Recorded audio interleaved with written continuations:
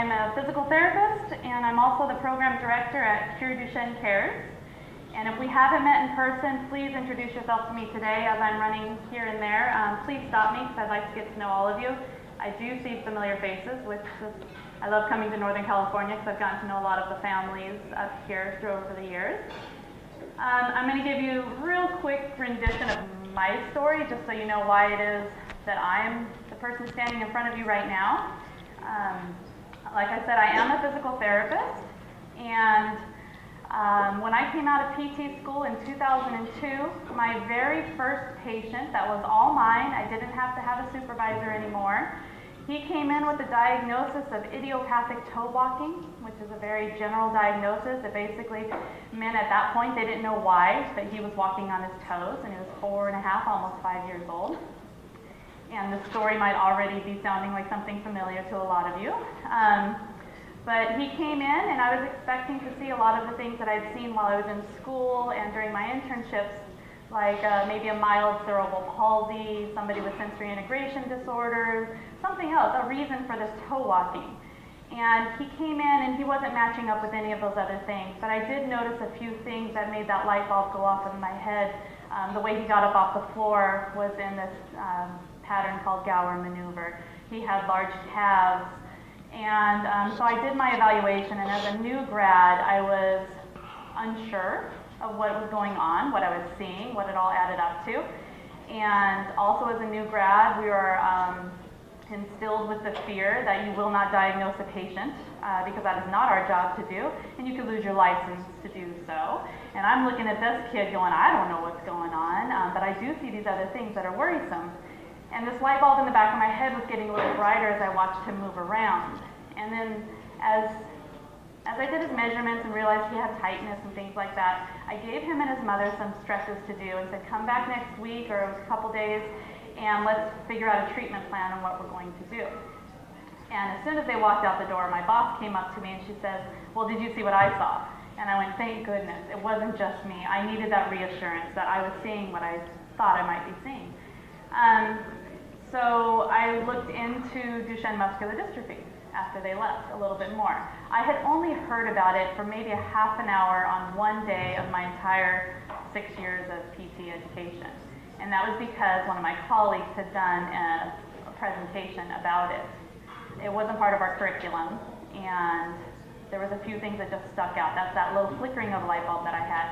And my boss at the time kind of reiterated some of the things I was thinking. So the family came back the next week, and obviously I'm not diagnosing him, and based on what I see, I can't diagnose somebody with something like that. But I said to the family, I said, you know, I think you should go get a second opinion at one of the neurologists. They had already seen a neurologist, a pediatrician, and so on. And so I just said those words, and the mom looked at me and she goes, it's Duchenne, isn't it? And I'm the one that almost dropped to the floor, you know, because the mother had heard this word from one of her neighbors who was a pediatrician. And so she had looked it up.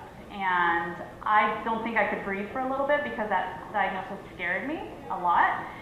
And to try to make the rest of that long story a little bit shorter, what happened was he ended up getting diagnosed very quickly after they saw the right neurologist. He got diagnosed very quickly, and this family set out to give their son the best care they possibly could. They weren't going to walk away with there's no hope words that a lot of families tell me they hear. So they said, we're going to do everything we possibly can, and I said, so am I. I'm going to look it up, I'm going to learn everything I can, I'm going to do whatever it takes to give your son the best care I can. And so I started looking into a lot of different, looking for research, reading textbooks, talking to some physicians, and that grew and grew and grew. And then I had this wealth of information that I found, and a lot of it was inconclusive of what I'm supposed to do with this young boy, because we didn't have a lot of things, especially published in the physical therapy field back then. So over the years, that grew, and I became the one in our area that knew anything about this diagnosis, and families started to learn about me because that original family was Deborah Miller and her son Hawken Miller. So it was kind of like a fate. I couldn't escape it. My very first patient as a physical therapist had Duchenne muscular dystrophy, and Deborah, if you've ever met her, was not going to let me go. She found someone who was invested in getting the best for her son, and so she and I, over the years, just worked together on things. She formed CureDuchenne, and I've always been in support of them, but then a couple of years ago we made it a formal partnership between, my company is Duchenne Therapy Network.